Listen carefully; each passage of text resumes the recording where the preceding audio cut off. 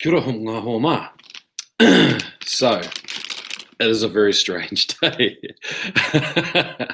um, if you're just tuning in, I live here in Auckland, New Zealand, and we've had 102 days without a reported case of the coronavirus. It's really important that you say a reported case because, as it would turn out, as it would turn out, we've got 4 cases in Auckland, so they've shifted us to level 4. So school's closed, but I'm here because I have to be here. Not because I have to be here, but I do have to be here. So this is why I shouldn't do live videos. I have to be here just in case any essential workers' children turn up. No, it's not level 4. It's only level 3. En donc toi. For my French viewers, which there are none. So what we're going to do today, just because why not, we're going to have one more crack at the glow stick experiment. Now, if you remember back a few weeks, almost a month ago, we started doing the elephant toothpaste experiment with glow sticks. Now, just a quick recap. Pretend this is a glow stick. Inside the glow stick is hydrogen peroxide. Now, the first one I did is I took the glass vial out, snapped that, added that to the liquid, and nothing happened. And that's because I was a little bit incorrect. There's hydrogen peroxide in it, but from the research I'd done, the information said that the glass vial was the hydrogen peroxide part, but that's actually not. It's something else, and the dye. The hydrogen peroxide part is the clear liquid around the glass vial, and I'd just gone, oh yeah, I only need the glass vial, tip that bit out, and so the experiment didn't work. So the next time, Nicole, anyways, on the second experiment, I took out the clear liquid. And there was a tiny little reaction, but not much enough to notice. But that was enough to go, oh yeah, this could work. Now, full disclosure, this may not work.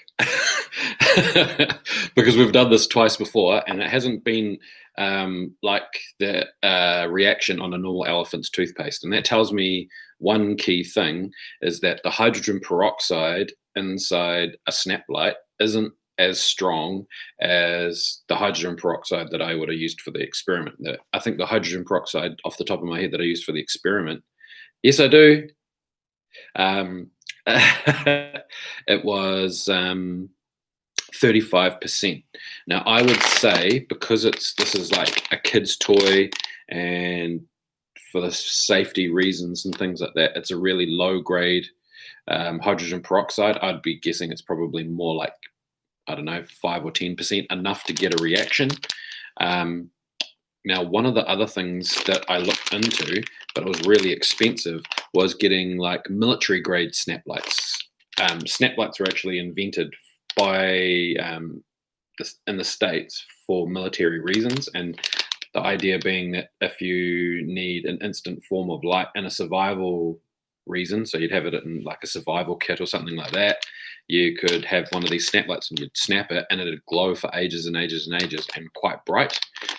These party ones are designed to just have a bit of novelty fun for a couple of hours, and so they don't tend to glow super long. So with that in mind, in the last experiment we used one. What we're going to do today is we're not going to use but 1, but 4. And I'm hoping that because of the actual volume of hydrogen peroxide that we use, the more hydrogen peroxide we use, the better result we'll get. And that more does not mean more. I mean, everyone knows the saying, less is more. No one ever says more is more. So it may or may not work. Yeah, not 1, but 4. So let's see what happens. Yeah, so let's just rip into it. Follow me around an empty classroom. Hope everyone's okay. Make sure that you stay at home. Get back into your routines of washing hands. We're not too bad here in room 14. We're pretty lucky that we're provided all the hand sanitizer and soap that a person could ever want. And the students this year are really good at following the protocols. But yeah, just make sure that you're doing the same at home. Now what we're going to do is we're just going to chop the top off of these and pour them into a vessel. So the best thing to do is break out Mr. Science jar. So we've got our beaker and good old science jar. Now I really want to be careful that I don't lose any of my fluid. And just like I've said in the previous versions of this experiment, it's really important that I don't break the glass vial as well, because if I break the glass inside, I'm not worried that I don't think I'll hurt myself, but it's more of an issue that it'll start the chemical reaction inside the glow stick, and then that's just bad news. So let's have a look here.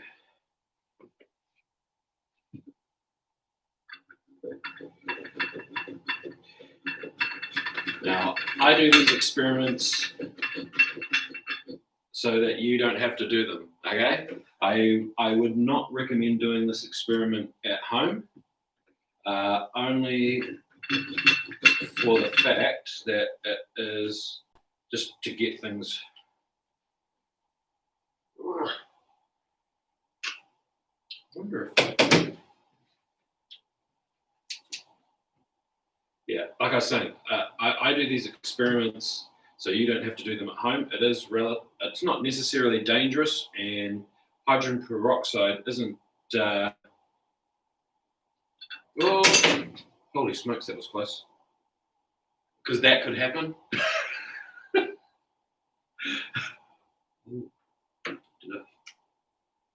No choice. Hooray! Okay. So this is what the little glass bit inside a snap light looks like. It's very, very flimsy, fragile glass. I was worried I'd just broken it then and got dye everywhere.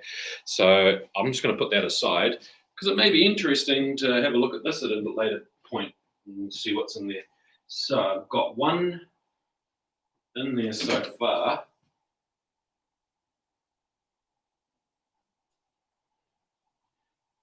Now, you'd be surprised at how soft the plastic is on one of these glow sticks. There's not a lot of. There we go. There's not a lot of strength in it at all.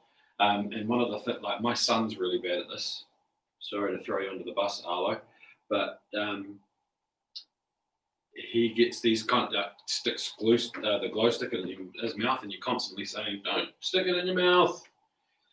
And there's a reason for it, because like it's obviously really easy to get through the layers of everything. That one looks like it's broken. I don't know.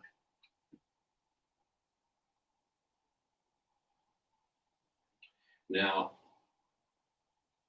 truth be told, I still don't know if there's going to be enough hydrogen peroxide in the whole thing. Now, ordinarily, you wouldn't handle hydrogen peroxide in this manner. I don't recommend it. I am going to thoroughly clean my hands afterwards. Hydrogen peroxide is essentially, it's basically like a liquid oxygen in a lot of ways.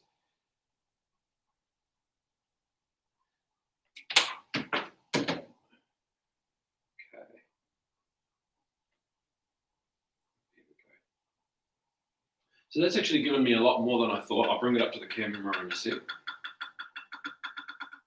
So I've got quite a good sloosh of hydrogen peroxide in there now.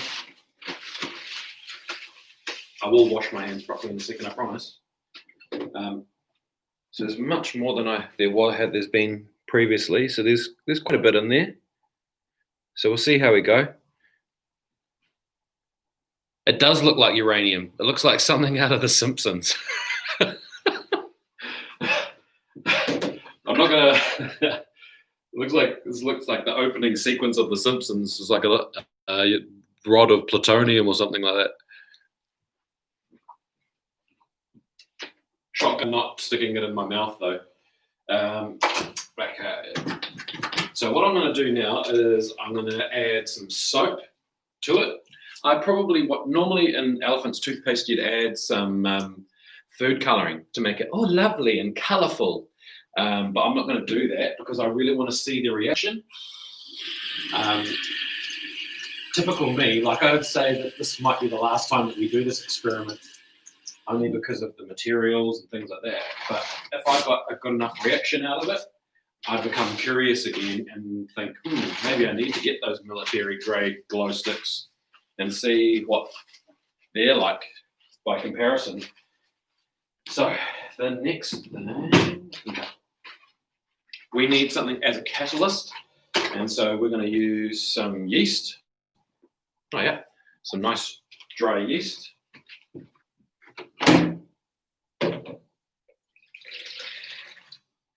Probably too much. Actually, I don't trust the beaker because the beaker's been used for so many things. I'm worried it might be contaminated. Now, yeast is a very temperamental substance. It's a living organism, and there are things you can do to yeast, and there are things you just can't or shouldn't do to yeast. So yeast likes eating sugar, and we use it in baking because when it eats sugars, it releases carbon dioxide and makes your bread rise. But it's also really temperamental, and so if there's something contaminating the container, might have contaminated that one too. I'm going to do that again. I don't trust myself. And the reason why I just did that is yeast doesn't like salt very much. If you're baking and you have salt in something, that's fine. But if you were to put salt in with yeast and water, you'd probably kill the yeast. And I just remembered that I had only just recently used that container, that cup, to hold salt. And so I'm glad I thought of that because it may ruin the whole experiment. So this isn't hot water or anything. I know it's coming out of the kettle, but this is it's yesterday's boiled water, and so it's nice and clean, and hopefully it won't inhibit our experiment in any way. Yeah, salty salt. Hey, Sash. Got out of doing your speech today, eh? Yeast no like your salt. Okay, see if I can. I'm just going to give it a bit of a quick stir in a little while to give it a little while to activate. Now, the next thing that I want to do is while I let that sit there and do its business, I am going to squirt a whole bunch of hand soap into the hydrogen peroxide. And what that's going to do is it's going to allow the reaction to catch its bubbles, catch the bubble to trap the air. So let's give that a bit of a sloosh. So we've got essentially a mix of hydrogen peroxide, hopefully, and soap. Now, the next thing is we'll just put a chair outside and rip into it. Realistically, I should be doing safety first.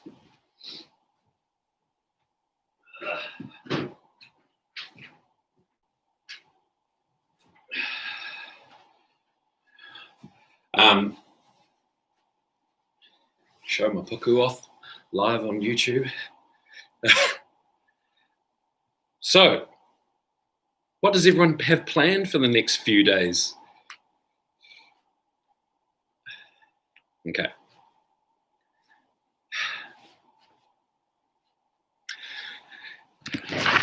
it's heaving down with rain now, which is just fantastic for doing experiments in. So what we'll do is we'll have you about here. Then we'll open this door. And the cool thing about doing this stuff in a lockdown is there's no one around to tell you off or disturb you. So, yeah. And we want to do it further enough away from the door that, how's that going to look? Let's bring you closer. Okay. Perfect.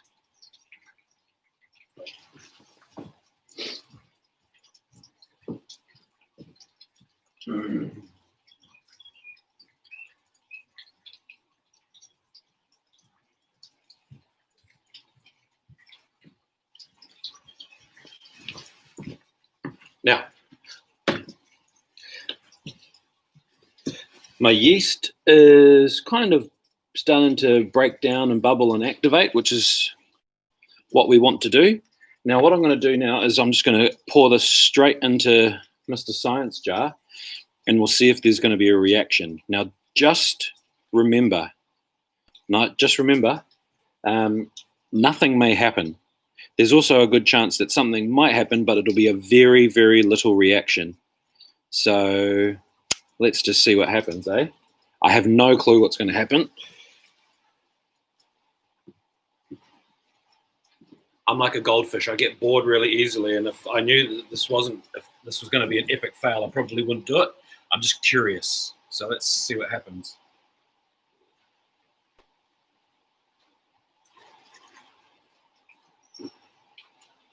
Ooh. Something is happening. Now, it's like I thought. It's not a massive reaction, but can you see how it's gone all foamy? Now, you may be thinking, like, of course it's going to go foamy. There's soap in there.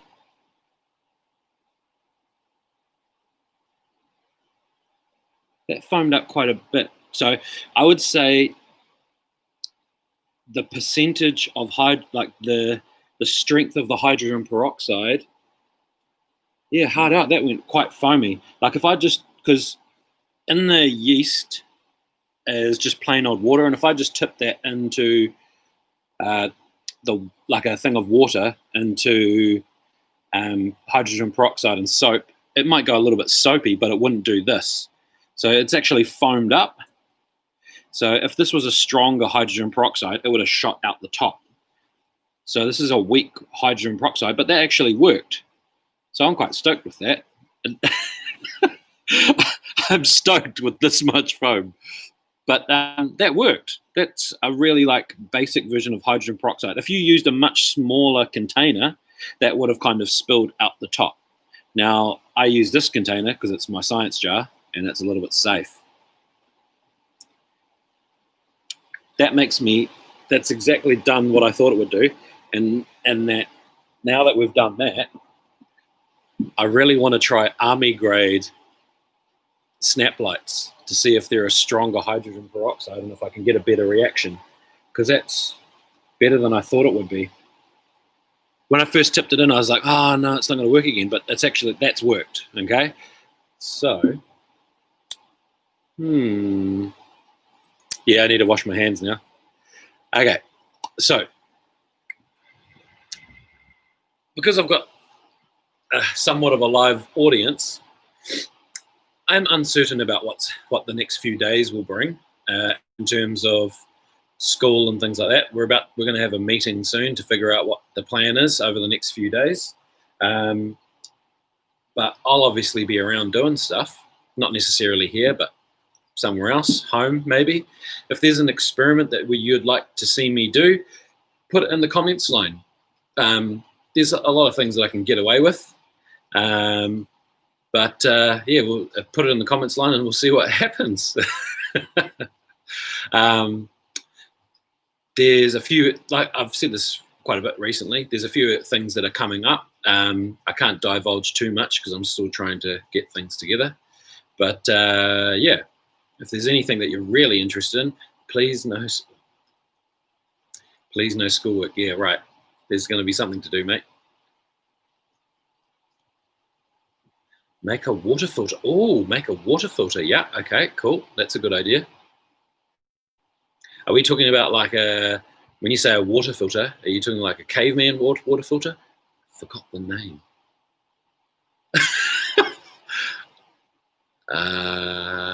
I'm doing the same thing. Speeches, maybe. I might have to video call you and you'd have to do speech over video call. I'll get everyone in my family to be your audience. Hi, Anfisa. What have you had?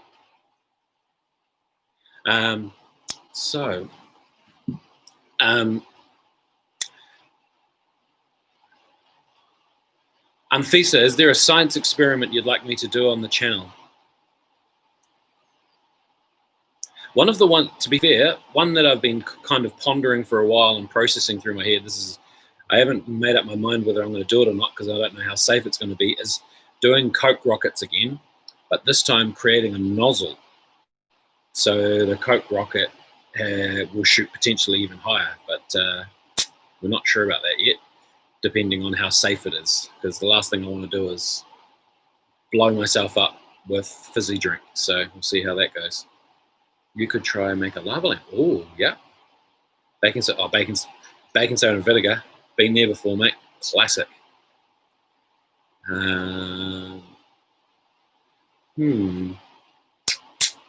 might have to do some. Okay. Think about it this way. The key, think about this experiment we just did. Have you ever seen someone try this before? It's only because I heard hydrogen peroxide, use hydrogen peroxide to do elephant's toothpaste. I wonder what will happen.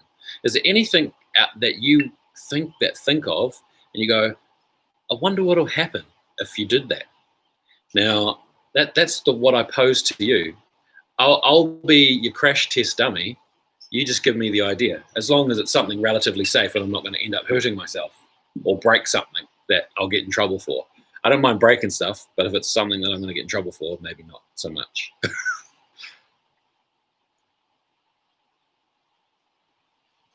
Try the the bouncing egg experiment.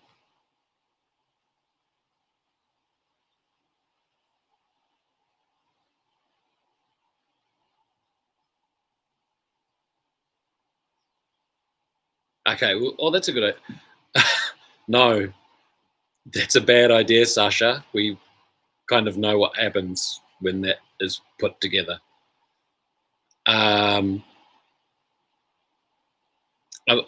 Bouncing egg sounds all right, though. I wonder if there's a way I could make that super, super different and interesting. I wonder if you hard-boiled, suppose you're pickling an egg, if you hard-boiled an egg and then let it soak in vinegar for ages and ages and ages. We're live on YouTube.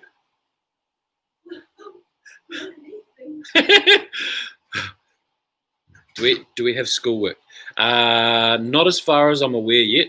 Like I said just a sec ago, we're going into a meeting in a wee while to find out what's going to be happening for the rest of the day, for the rest of the week for that matter. That being said, though, go on to Matific, complete any tasks on Matific, which is a good idea because it's maths week and I want to keep that ball rolling. Yeah, if in doubt, we may come back to a medium like this and we'll do something interesting. It turns into a rubber egg. You can bounce it around. Yeah, I know. That's what I'm wondering. So we've done this in the comments line there, people are putting up the bouncing egg experiment. That's where you soak an egg in vinegar. And if you soak an egg in vinegar long enough, just a raw egg, the mild acid of the vinegar melts away the calcium of the shell, and you end up getting like a bouncing egg. And the reason why it bounces isn't because it rubberizes the egg in any way. It's actually, it breaks down the shell of the egg and you have the inner skin of the egg. So you can bounce it a little bit, but if you bounce it too hard, it's still going to go. But that being said, if you put a boiled egg in vinegar long enough, it starts to pickle it, and that vinegar penetrates through the whole of the egg, potentially making it really, really bouncy. But yeah, that's definitely a doable one. Ooh, That's a thought. Wonder if I could do that. Making a bouncing ostrich egg. I know there's a place in Kumeu where you can buy the eggs. You'd have to soak it in a bucket of vinegar for like a week. Probably 2 weeks just to get all the shell off. And if you don't know, like ostrich egg's shell is about the thickness of your school ruler at the very center. It's really, really thick. It's like the thickness of a teacup almost, like of an old-fashioned teacup. But that would be cool. Yes, do it, Mr. Ash. Yes, yes. That's an intriguing idea, actually. Wonder if you could do that. It'd take so long, and you'd have to change the vinegar over constantly, because if you left it in there, that poses another problem. You'd have to leave it in there so long that the yolk may go rotten by the time all the shell is worn off. And if it explodes, you're going to not only be covered in rotten egg, but rotten ostrich egg, which is basically like having a bucket of rotten egg thrown on you. Oh, yeah, the water pressure one, where you get a Ziploc bag and do the pencils. Yeah, that's about water pressure and water tension. Touche. I suppose that is the point. I may have to throw away my lab coat after that. That's something to ponder, actually. Wonder if anyone's tried that before. That's a good idea. That's on the list. That's definitely on the list. Okay. Well, anyway, I'm about to go and head into a meeting soon. You can see other colleagues are starting to turn up. For those children in room 14, there'll be definitely contact made with your families at some point over the course of the day. You could get rid of stuff and mix it all together. You could do that. Oh, that's an experiment to do. I wonder if we got the science jar, gave it a really, really good clean, and fill it with Coke, and then put Mentos in it. Now, it won't do the fizzy thing potentially like it does in a bottle, but it'd be interesting to see what's going on in there. And maybe we can do some slow-mo footage of what the Mentos is doing as it goes into the jar. That would be a good one of just mixing stuff together.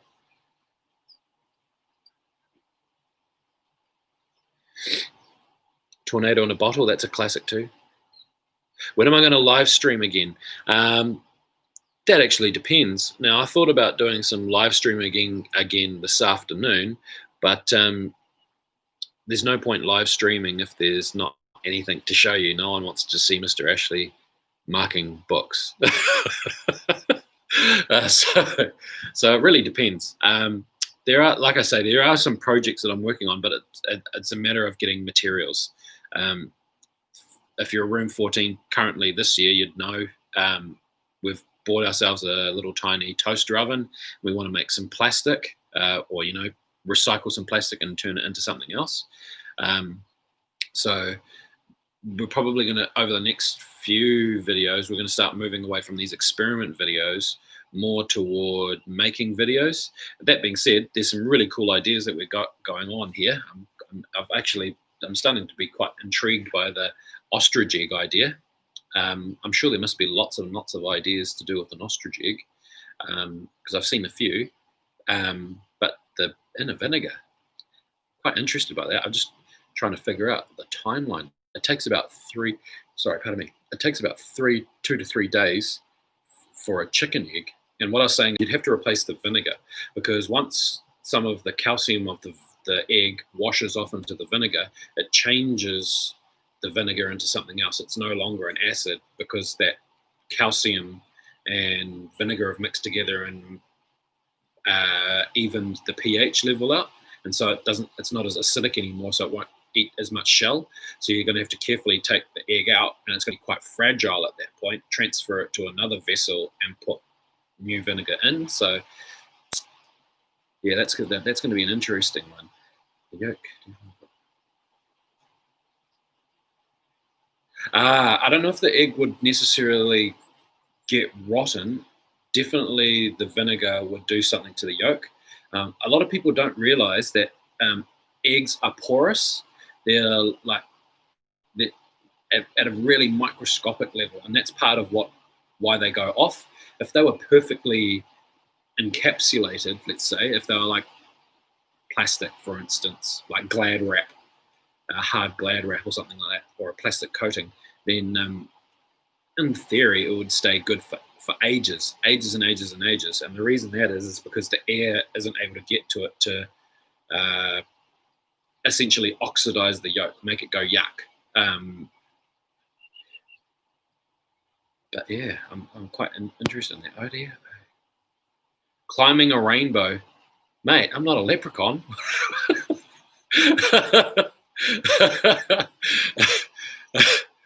Spent a 3-part series me driving around wider Auckland chasing after rainbows.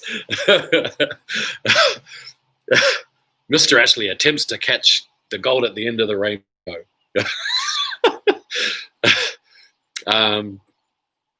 That being said, though, we could do some experiments around light.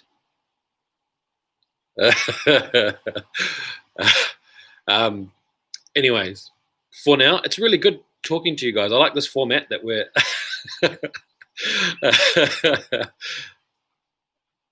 part 3, ostrich, rubber egg, and then I throw the rubber egg at the rainbows. We'll try that.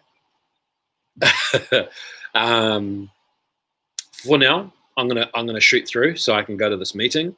It's like I was saying, it's really good doing this. I like having conversations with everyone and cheering everyone up on such a miserable weather day, on such a strange sort of set of circumstances.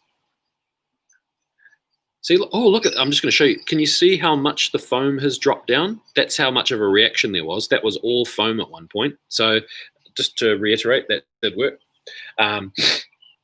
You should prank your students. Well, I can't do it if half of them are on here, mate. Got to keep it on the DL, buddy.